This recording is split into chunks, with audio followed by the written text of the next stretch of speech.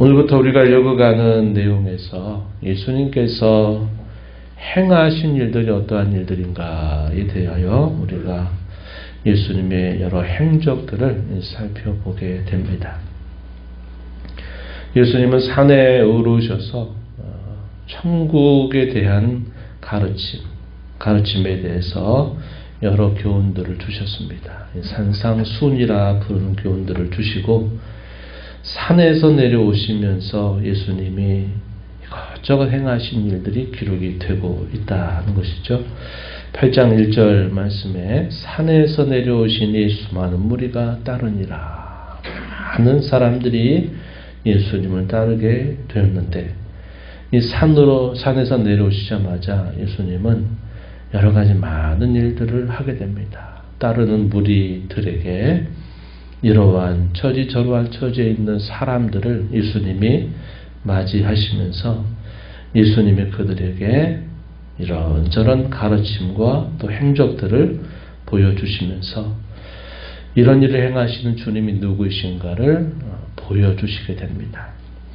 이러한 여러 일들을 또 보는 사람들의 다양한 모습들이 역시 짤막짤막하게 기록이 되고 있습니다. 오늘 우리가 8장의 내용에서는 한 나병 환자가 나와서 치유받게 된 일, 또 한 백부장, 이방인 백부장이 자신의 하인이 아픈 것을 두고 나와서 주님께 치유를 간구하면서 그 하인이 치유를 받게 된 사실, 베드로의 장모뿐만 아니라 다수의 사람들이 아프고 귀신 들린 자들이었는데 그들을 다 돌보시고 치유하시는 일을 행해 주신 일, 예수님을 따르겠다라고 말하는 율법 교사였던 서기관에 대한 내용들, 또 더 나아가서는 가다라 지방이라고 하는 다소 이방인들이 모여 살고 있는 그 지역으로 제자들을 데리고 배를 타고 이제 갈릴리 바다를 건너가는 중에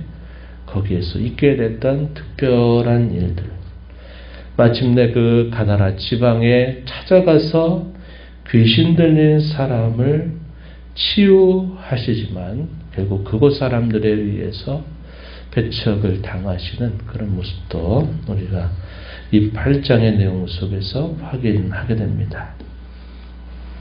먼저 율법의 오랜 가르침에 의하면 사람들에게서 분리되어야만 하는 저주 같은 병에 걸렸던 한 나병 환자가 예수님을 찾아오게 되었습니다. 육체적인 질고와 고통으로도 괴로움을 당한 것뿐만 아니라 또 그들은 부정한 사람들이다라고 이렇게 여겨져서 심지어는 가족들과도 함께 지낼 수 없이 그들이 분리돼서 부정한 사람으로 취급을 받아야만 했던 그러한 사람이었습니다. 그런데 예수님이 행하시는 기적 중에 가장 먼저 기록된 이 기적이 바로 한 나병 환자가 치유함을 받게 된 일이었다는 겁니다. 예수님이 이 사람을 치유하고 고치시는 방법은 손을 내밀어서 그를 접촉하신 일입니다. 구약의 율법에 의하면 접촉하는 사람도 부정하게 되는 일이 있어서 제사를 드릴 수 없는 일이 되고 말았어요. 그런데 예수님께서는 그 사람에게 손을 내밀어 그 사람을 접촉하시면서 내가 원하노니 깨끗함을 받아라, 이런 말씀을 하시면서 이 사람의 그 병을 치유하시게 됩니다. 그리고서 이것도 역시 구약의 율법에 따라서 예수님이 행하시는 일인데, 그들이 깨끗함을 입게 되었을 때는 정결하게 하는 절차를 밟게 하셨어요. 그래서 이런 정결의식을 행하게 하심으로써 그 사람이 이제 이스라엘의 공동체 안으로 다시 속하게 되는 그런 기적을 예수님이 행해 주신 것입니다. 그런 다음에 또 특별한 기록이 주어지는데, 많이 우리가 알고 있는 이방인 백부장이 자기의 하인이 죽게 되는 것을 치유하기 위해서 예수님에게 찾아와서 예수님께 간절하게 붙어가는 그 내용이 소개됩니다. 본문 5절부터 13절에 포함이 되는데 이것도 왜 특별하냐? 당시 유대인들은 선민, 하나님의 택하신 백성이라고 하는 이런 선미의식으로 가득 차 있었고 이방인들에 대해서는 상당히 배타적인 그런 태도를 가지고 있었습니다. 자신들만이 하나님의 백성이고 이방인들에게는 그러한 하나님의 구원의 은혜가 없는 줄 여겨왔던 사람들에게 있어서 이 이방인의 그 신앙에 대하여 예수님이 아주 극구 칭찬하시는 말씀을 하시게 된 거죠. 그 믿음의 내용은 우리가 잘 아는 이야기입니다. 자신의 하인이 중풍병에 걸려서 누워서 명없이나 괴로워하고 있는 처지에 있게 되자 이 백부장이 자신의 하인의 이 중풍병을 고쳐달라고 예수님께 찾아와서 간절하게 요청을 하는 겁니다. 예수님께서는 어떻게 말씀하셨느냐? 그래, 그 하인이 있는 곳에 내가 가서 고쳐주겠다라고 말씀을 하시는데 이 백부장이 하는 말 참 놀랍습니다. 주님, 오실 필요가 없습니다. 다만 말씀으로만 하셔도 됩니다. 이렇게 표현을 한 것입니다. 말씀만 하라는 거예요. 그리고 여기서 예수님을 향해 부르는 그의 표현이 주님, 자기의 진정한 상전처럼 예수님을 모시고 그 예수님을 향해서 주님, 로드란 말입니다. 이 말을 사용한 겁니다. 상대방에 대한 높임말 정도로 말하는 그런 표현이 아니라 예수님을 주님이다 이렇게 표현하고 있다는 사실이죠. 말씀만 하시면 됩니다. 굳이 누추한 곳에 찾아오실 필요가 없습니다. 그가 이렇게 말하는 근거는 자신이 자기보다 더 높은 지위에 있는 사람에게는 자기가 그 명령을 따라야 되는 사람이고 자기보다 낮은 지위에 있는 사람에게는 명령할 때 역시 그 사람은 자기의 명령을 따라야 되듯이 말씀만 하시면 그대로 될 텐데 굳이 예수님께서 왜 누추한 곳에 찾아오셔서 그렇게 하시려고 합니까? 그럴 필요가 없습니다. 주님이 말씀만 하셔도 됩니다. 말씀대로 분명히 이루어질 것입니다. 라고 이렇게 대답한 겁니다. 예수님이 뭐라고 말씀하세요? 좋다. 가라. 네가 믿음대로 그렇게 될 것이다. 라고 말씀을 하십니다. 이 예수님의 말씀과 동시에 그 중병에 걸려 있었던 하인이 나음을 얻게 된 겁니다. 그 예수님의 말씀이 떨어지기가 무섭게 그 하인이 치유를 받고 회복이 된 일이 있었다는 사실이죠. 그러면서 따르는 많은 무리들에게 들으라고 예수님이 이런 말씀하시죠. 이스라엘 가운데서 아무에게서도 내가 이러한 믿음을 보지 못하였다. 이렇게 예수님이 그를 걷고 칭찬하시게 됩니다. 그러면서 11절 이하에서 더 놀라운 말씀을 또 이어서 해주세요. 내가 너희에게 말한다.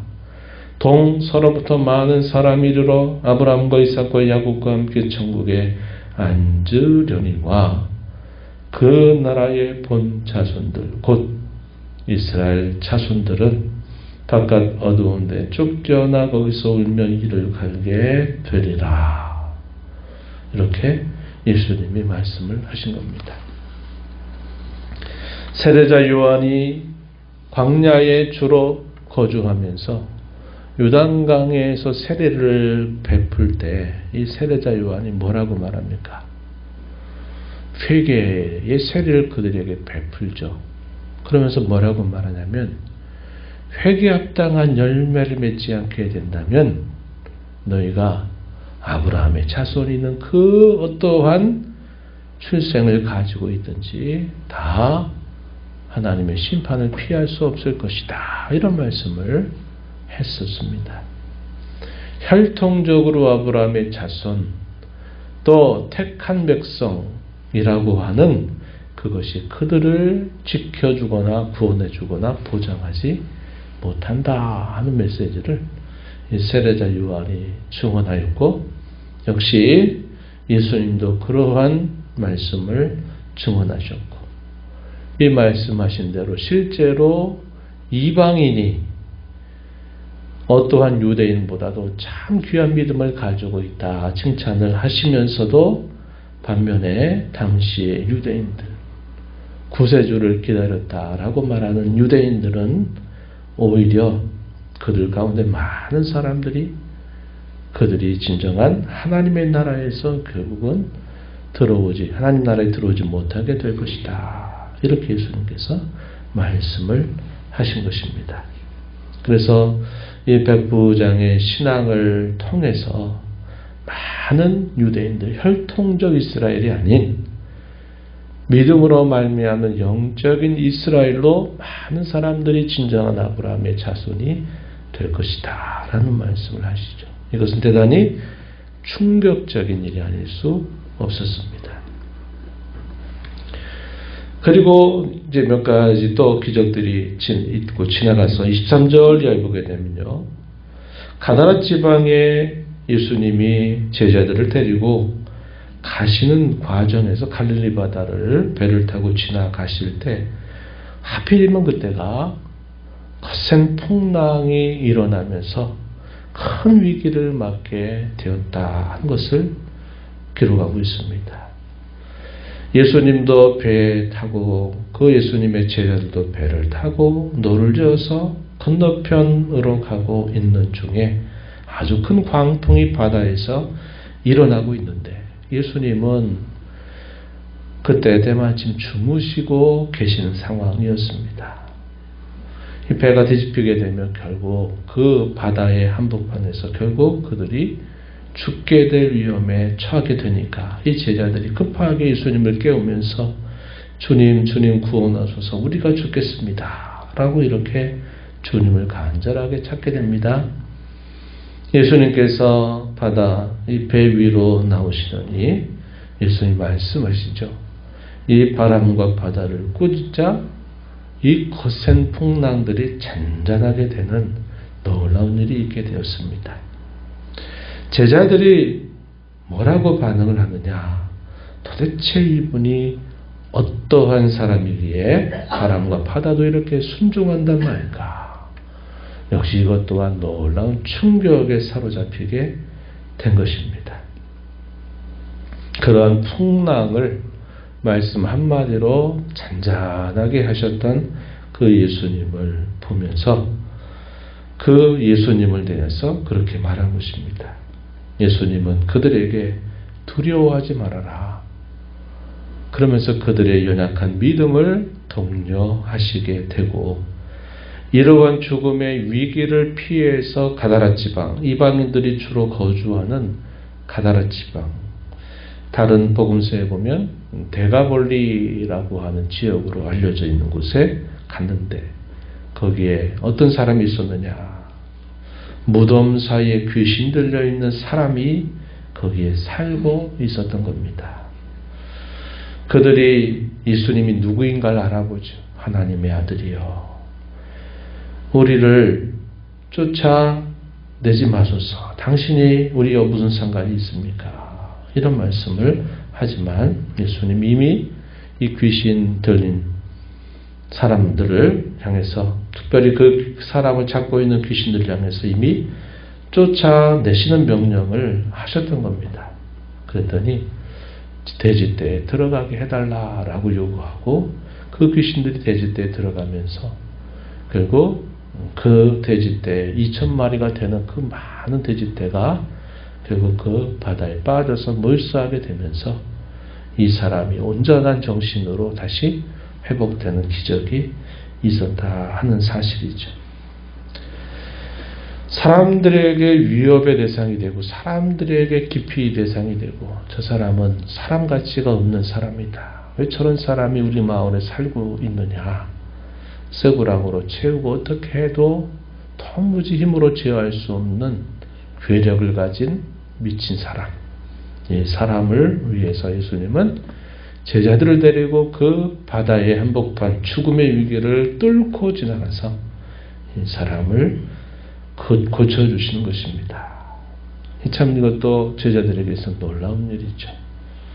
한 영혼을 사랑하시는 그 예수님의 사랑, 한 영혼을 위해서 죽음까지도 무릅쓰면서 그들을 데려갔다가 다시 되돌아오시는 그런 일을 통해서 한 사람이 구원받는 그 사실이 얼마나 소중한 일인가, 그것을 이런 사건을 통해서 몸소 제자들에게 보여주심을 우리가 보게 됩니다. 그러나 그곳 사람들의 반응은 두려움 가운데 오히려 그분이 떠나기를 간청하면서 배척을 당하시는 모습을 우리가 보게 되는 겁니다.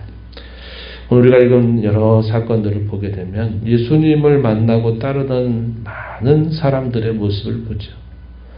백부장 이방인이었어도, 예수님에 대한 많은 지식이 없는 사람이었어도 예수님을 바르게 알았어요. 그분이 정말 하나님의 아들이시라면 굳이 오셔서 그럴 필요가 없고 그 말씀하신 대로 이루어질 것이다. 자기가 알고 있는 많은 지식은 아니었어도 예수님을 하나님으로 그가 알고 있다면 이런 일을 능히 하실 수 있다라고 고백하면서 예수님을 바로 고백하는 이런 사람이 있고, 예수님을 향해서 여전히 오해하고 있는 사람들이 있고, 심지어는 예수님을 만나지만 당신은 우리에게 있으면 안 됩니다. 떠나가십시오 라고 부탁을 하는 그런 사람들도 있다는 겁니다. 오늘도 마찬가지겠죠. 예수님을 만나는 수많은 사람들의 반응은 예나 지금이나 다를 바 없습니다. 앞서 가신 주님 우리가 따라가는 그 길은 주님을 올바로 알지 못하고서는 우리가 그분의 뒤를 따라갈 수 없다는 것을 우리가 배우게 됩니다. 오늘도 우리를 사랑하시는 주님, 우리가 올바르게 잘 알고 그분이 우리를 위해서 행해 주셨던 그 놀라운 구원의 일들과 이제까지 살아온 동안 저에게 베푸신 크고 많은 일들을 우리가 감사하면서 오늘도 그 주님 앞에 나와서 또 찬양하며 경배하며 예배하는 복된 날 되기를 축원하고, 또 이 예배를 통하여서 우리 주님을 더 깊이 인격적으로 만나는 저와 여러분 되기를 바랍니다. 그래서 더 주님을 진정한 제자의 모습으로 따라가는 복된 삶 살아가는 저와 여러분 되기를 바랍니다.